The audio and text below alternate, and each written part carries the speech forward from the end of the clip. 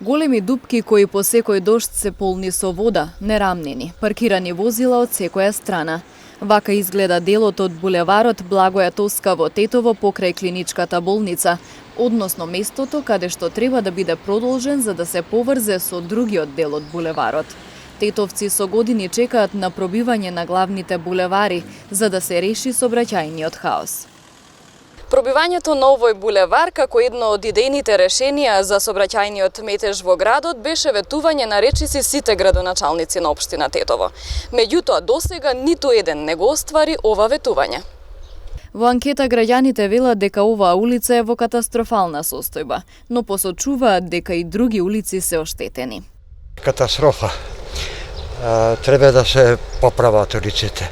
И не е само оваа улица, многу натаму улици кои што треба да се поправаат. Ова страмота пред болница овака да се наоѓа, има 10 години овака соседи.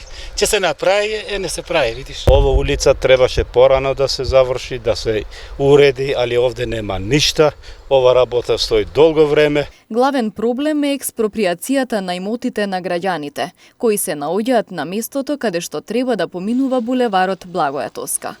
Со истата цел за регулирање на сообраќајот треба да се пробие и булеварот Видое Смилевски бато, кај спортскиот центар, но според градоначалничката Теута Арифи, активностите биле запрени поради пандемијата со коронавирусот. Прашање на денови да излеземе на работа и да се вратиме на работа и компанијата нема осигурено дека така како што стои во договорот ќе го испочитува договорот и ќе стигне до крај на годината да ни ја даде завршената работа.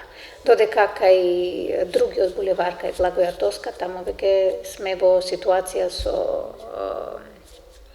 исплаќање на експроприации, но треба да се има предвид фактот дека генерирањето на средства ни е апсолутно многу отежнато овој период, така да мислам дека побрзо ќе ни оди работата кај индустријскиот булевар.